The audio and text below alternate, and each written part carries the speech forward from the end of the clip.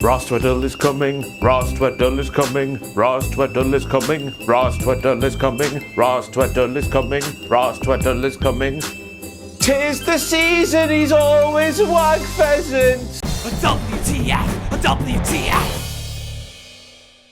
At WWE Cotton Bollocks in Saudi Arabia, Colonel McSweaty Bollocks, who of course is the best professional wrestler on the planet Earth, said that if a SmackDown Live superstar got the final and then lost that final, they would be fired. Surely then, after Survivor Series where SmackDown Live lost all but one of the matches that took place, Colonel McSweaty Bollocks, who led the brand to all of those defeats, and every single superstar who scored a big fat L on the night have to resign or be fired. It only makes sense, doesn't it? No, it doesn't. Shane does comedy instead. This is SmackDown Live WTF Moments. Let's go. Charlotte, what are you doing? You claim you spent half of your professional wrestling career fighting demand Becky Lynch, when of course, as we all know, apart from a few matches in NXT and the period around WrestleMania 32, you've even been best friends, teammates, or tea drinking pals with demand herself. I'm not gonna do that. Whoa! Paige, what are you doing? So because Charlotte put her hands on no less than 5 referees at Survivor Series 2018, Paige said right to her face, Charlotte, you've left me with no choice but to fine you $100,000. Roughly translated back into English, of course, Charlotte, you've left me with no choice, pal. I'm going to fine you $100,000. So by that reckoning, each of the 5 officials involved in that beatdown at Survivor Series is worth a whopping $20,000, and that is unbelievable. Imagine that, $20,000 for a thing that is essentially made of a piece of bastard paper. Never has there been a more expensive piece of paper than every single university degree handed out here in England, and they're a waste of money as well. Well, mine was. So after that promo from Charlotte on last night's SmackDown Live, we're now left with this. We have Becky Lynch, who was a bona fide babyface, the darling of all our hearts, but she's supposed to be a heel. And now we have Charlotte, who in WWE's eyes is a babyface, but she's definitely now being a heel because that was a heel promo. We need to thank her, remember, for beating up Ronda Rousey. And she beat up 2 more heels, which is what a babyface would do, even though last night's promo was definitely from a heel. So a heel beating up 2 more heels doesn't make... shades of grey, eh? Bastards, a lot of them. Hang on a second now, since when do the timekeepers do anything but run away like a female wrestler when Nia Jax enters the room when a professional wrestler enters a little enclosure thing? And in the famous words of Conor McGregor, because of course me and him are just like 2 rich peas in a very rich pod, who the flip is that guy? Can't swear, remember? Made a grave mistake, Corey. So Corey Graves reckons that while Charlotte Flair was beating down the iconic, she had a crazed look in her eye like a bloody lioness. This begs one question, of course. When the piss has Corey Graves seen a lioness with crazy eyes? I'm Sir David Attenborough's biggest fan, and I've never seen a lioness with crazy eyes, so where the piss has Corey Graves seen a lioness with crazy eyes? Let's go through all the famous ones. No crazy eyes, no crazy eyes. There's no crazy eyes anywhere. Where the hell has Corey Graves seen these crazy lioness eyes? I'm making a big deal out of nothing, aren't I?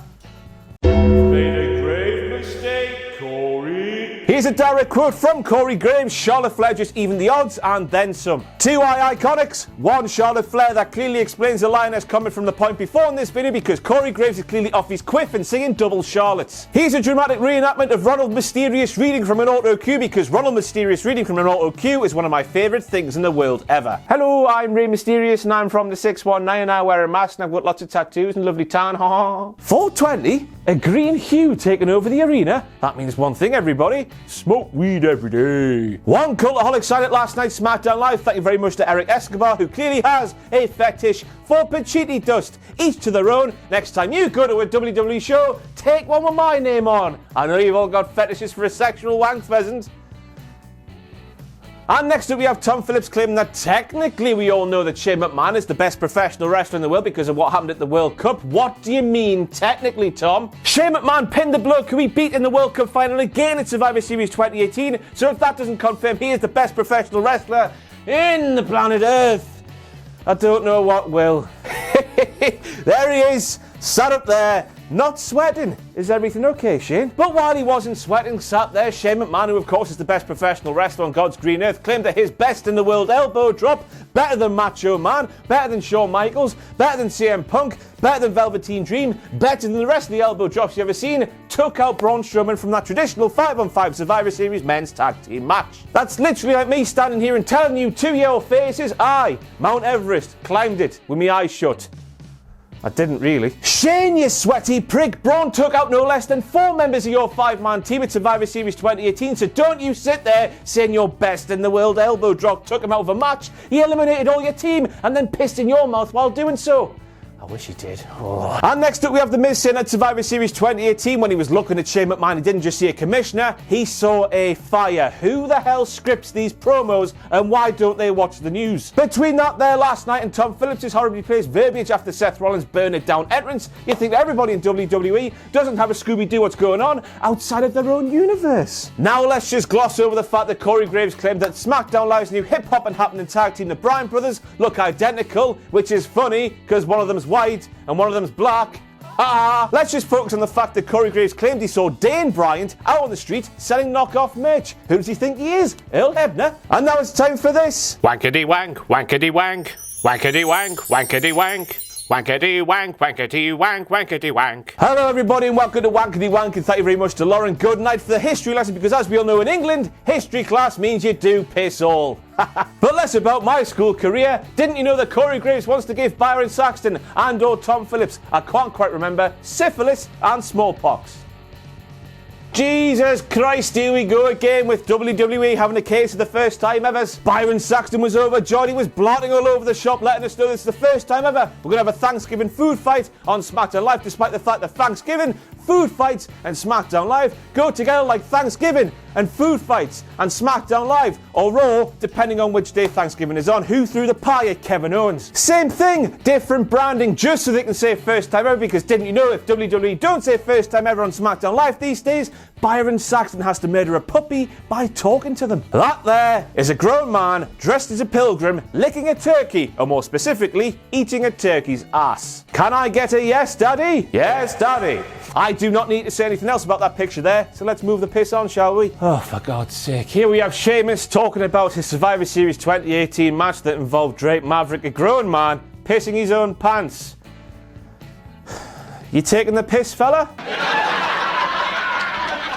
Now, I know I say this every single week, but they also say it every single week on SmackDown Live, so I have to point out for the integrity of these WTF moments. Apparently, Big Show landing with the bar is the reason for the bar's success. We have established by now that's just not the case. 4-time Raw Tag Team Champions without the Big Show, remember. And now they've taken it one step further on this week's SmackDown Live by claiming that the bar, aligning with the Big Show and winning the Tag Team Championships, has really changed the landscape on SmackDown Live, because as we all know, a really good tag team with a really good track record elsewhere, winning some tag team championship, that gets the tectonic plates in mental states, doesn't it? That there is a grown man dressed as a pilgrim with his hand up a turkey's arsehole, wearing it as a boxing glove. Can I get a fist me daddy? Fist me daddy!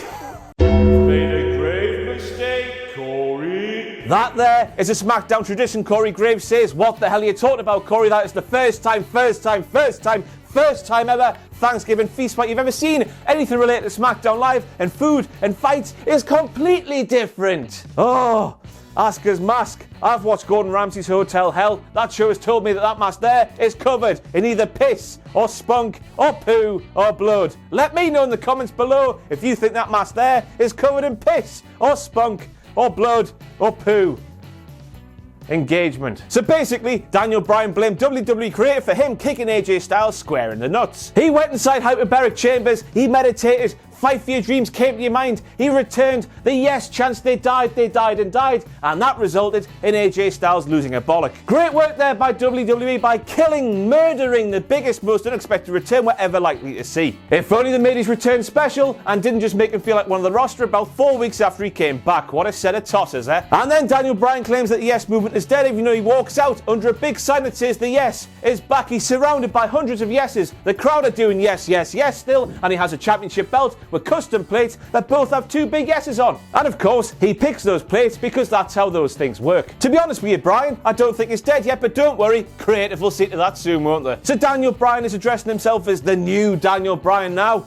still shops in charity bins, doesn't he? New Bryan, same old bollocks. Hello, children who weren't alive in the dying days of WCW when Ronald Mysterio was part of the Filthy Animals. That's what his mug looks like. He's been unmasked twice on the same show. So I guess that's a WTF moment, because WWE, if you're going to do that, save it for a big pay-per-view. Make bare coin from it instead of giving it away on free-ish television. And speaking about that second unmasking, why the hell are we all booing? Rey's got thousands of masks. Bryan doesn't need to give that back. Rey'll be fine. Clutching at straws, that's what I do best. That's it for all these WTF moments from this week's SmackDown Live. Bit naff, wasn't it? After NXT TakeOver War Games 2, after the Survivor Series card, from the Cruiserweight match onwards, Raw and SmackDown have let the side down badly, haven't they? Once again, thanks for being a sexual wank pheasant. You can buy a t-shirt with that on at cultaholic.com/shop. Please do, so my family can eat this Christmas. Follow me on Twitter at Ross on Wrestling. Pledge to our Patreon page, patreon.com/cultaholic. Any fun to give us, we greatly appreciate it, and we'll love you forever. But most importantly of all, if you haven't already, subscribe to this channel and join us on all of the social medias we have. They're good, they're honest.